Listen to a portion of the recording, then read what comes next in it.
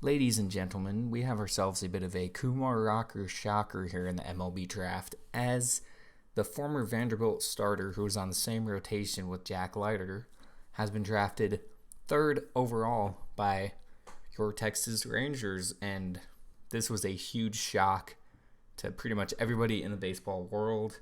There was some buzz going around that he might be going higher than people thought, but before I get into that discussion, let me start at the beginning.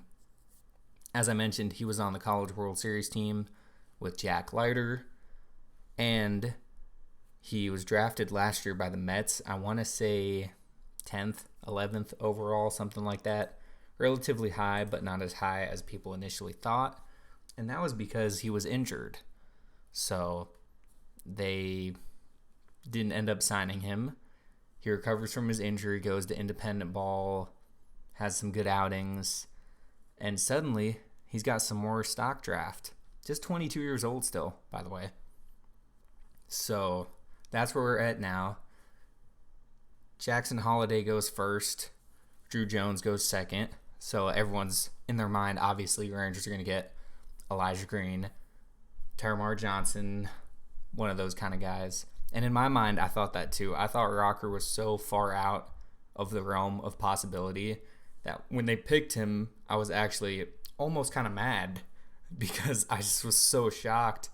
But the more they've been talking about him, the better it's sounding. And this is why. They're saying he might be ready by August to be in the major leagues. Now, I don't know if y'all have been paying attention, but it is July 17th. So for him to be up in the majors a month after getting drafted is like some Derek Jeter kind of stuff. Like, I haven't heard of that happening in quite a long time. So that would be insane turn of events for Kumar Rocker. And look, I'm not knocking the man. He was never bad. Let's get that out of the way. It was just surprising that he went this high after the events of last year.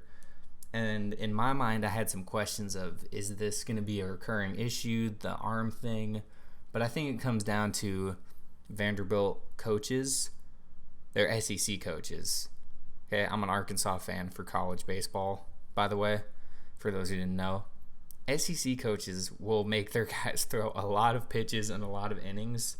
So it happens, but in my mind, I was not thinking clearly about any of this. So when Rob Manfred went up there and said, with the third overall pick, the Texas Rangers select Kumar Rocker out of Vanderbilt, I was like, mind blown, just so confused. I was like, where's Elijah Green?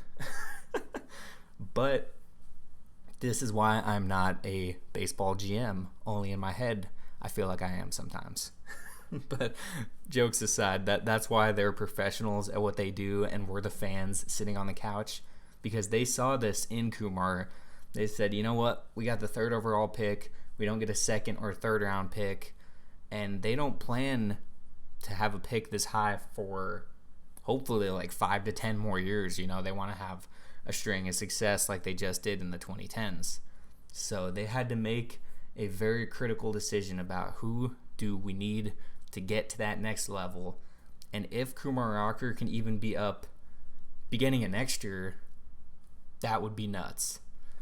Having him, having Leiter, Cole Winn, Cole Raggins, Glenn Otto, Spencer Howard, you actually start having some rotation options now. And I left out John Gray and Perez too, because that goes without saying that they'll be here next year. Although Perez is not officially signed. And then you start getting into some trade talk, getting into the trade deadline this year. Frankie Montas, although he's injured. Luis Castillo will cost a lot, but there's a lot of options that can happen with this pick now. So, very unexpected. And yeah, they didn't get the quote-unquote high-value guys in the draft, so to speak. But I think John Daniels and Chris Young knew exactly what they were doing, and that is why they get paid the big bucks to do what they do. I mean, JD's been the GM / president / whatever his role is at this point for, I think, 15 years or something? It's been a long time. And Chris Young came in, made some banger moves. They get Seager, they get Simeon, they get John Gray. A little bit of a steal on Perez. Joey Gallo's trending now. I don't know what he did. I'm getting way off topic, though. But my point is, this is actually a pretty good pick for Texas. And traditionally, I tell people when they ask me, who do you think they'll get in the draft? And I always say the highest value guy, no matter what position he's at, you got to pick the guy with the most hype, I guess. Like the highest ceiling. That's the phrase I'm looking for. The highest ceiling guys, which in this draft was Jackson Holliday, Drew Jones. They were off the board. I think if Holliday went second because Arizona really wanted him apparently, then, and assuming Jones didn't go first, then Texas would have had him. So it's kind of like a butterfly effect thing, but we will see what happens. But there you go, folks. Kumar Rocker, Texas Ranger. I'm excited.